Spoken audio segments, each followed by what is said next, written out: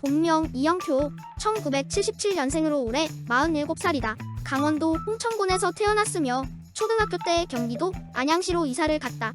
키 176cm, 몸무게 69kg이며 2002 한일 월드컵에서 엄청난 활약을 하며 한국 축구 레전드 선수가 된다. 이후 한국 축구의 좌측 라인은 박지성과 이영표가 10년간 지키며 축구 팬들에게 큰 기쁨을 가져다 주었다. 축구 선수치고 꽤 귀여운 외모를 가지고 있어서 별명은 초롱이이며 은퇴 후 해설자로서 데뷔했는데 2014년부터 2018년까지 시청률 맞대결에서 매번 1위를 지켰다. 그러나 최근 승부 조작을 했던 축구인 100명의 사면 결정을 내릴 때 이에 대해 반대를 하지 않고 침묵으로 일관하여 축구인들의 큰 비판을 받으며 인생 가장 큰 위기를 겪고 있다.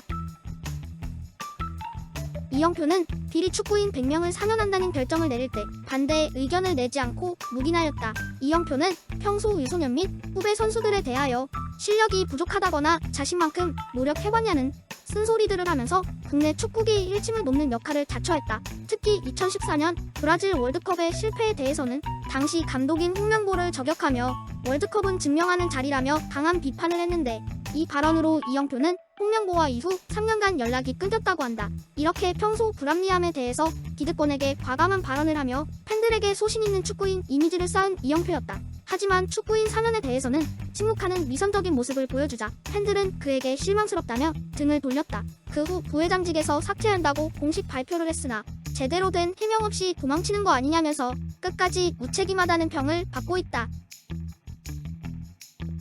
이영표는 기독교 신앙심으로 승부 조작했던 최성국과 김동현을 용서하자는 논리를 내세운 적이 있다. 죄는 씻을 수 있다는 논리로 아무리 큰 죄를 지어도 그의 종교적인 관점에서는 신앙심만 있다면 자신이 저지른 죄를 완전하고 깨끗하게 씻을 수 있다는 견해를 보였는데 이에 대중들은 이영표가 종교에 심취했다며 그를 멀리하기도 하였다.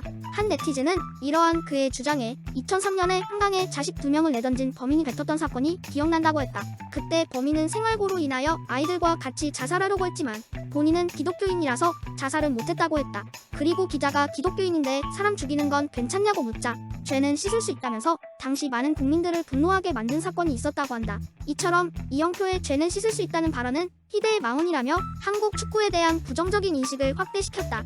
한편 최태욱도 이영표처럼 승부조작 범죄인을 옹호한 적이 있었는데 한 번이라도 죄를 짓지 않거나 거짓말하지 않은 사람만 성국이를 비판해도 좋다라는 말을 트위터에 썼다가 축구 팬들의 항의로 재빨리 삭제했다.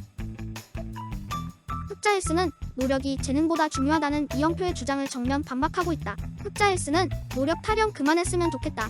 애초에 재능이 있으면 노력이 재밌어진다며 재능 있는 사람들이 노력하지 않는 것처럼 말하는데 재능 있는 사람들이 오히려 더 노력함으로 노력만으로 재능을 이길 수는 없다고 주장했다. 이영표는 청소년들을 대상으로 10시간을 노력하면 10시간만큼 발전하게 된다. 재능보다 노력하는 것이 중요하다면서 노력의 중요성을 강조한 바 있다. 흑자헬스는 이에 대해서도 반박하며 정확하게 노력한 만큼 발전하고 이룬다는 말은 틀렸다면서 이영표에게 당신은 메시보다 얼마나 나태했냐는 반문을 제기했다. 이영표와 같은 포지션의 월드클래스 선수인 마르셀로나 필립람에 비해서 얼마나 불성실하게 훈련했냐면서 그의 노력론이 헛된 꿈을 심어주어서 더 큰 좌절을 하게 만들 수 있다며 비판했다. 노력하면 반드시 성공한다는 말보다 가장 효과적인 동기부여는 나의 재능을 발견했을 때라고 말했다. 그의 주장을 본 한 변호사는 흑자의 말에 공감하며 이영표가 공부가 아니면 생존할 수 없는 환경에 던져졌다면 아무리 노력해도 평범한 인물로 살았을 거라면서 이영표의 노력 만능론을 함께 비판했다. 이영표는 경기 중에 이인생에게 폭행을 당했다. 이영표가 경기 중에 거친 플레이를 하자 이인생이 이영표에게 달려들었고 결국 얼굴을 밀치게 된다. 이 사건 이후 이영표의 위상이 커지면 커질수록 이인생의 이미지는 나락으로 추락했다. 원래 이인생은 프랑스 월드컵 붕대 투혼의 이미지가 강했다. 하지만 어느 순간 그런 투혼의 모습은 온데간도 없고 이영표를 때린 꼰대 선배 그 이상 이하도 아니게 된다. 사실은 당시 수비수였던 이인생은 공격자 이영표보다 공을 선점하게 되었는데 이영표는 본인의 긴 드리블로 인해 이인생에게 빼앗긴 게 분해서 발을 걸어 이인생을 넘어뜨리게 된다. 축구를 하는 사람들 사이에서는 공을 상대방에게 뺏겼을 때는 본인의 몸을 피해주는 것이 부상 방지 차원에서 반드시 행해야 하는 것이다.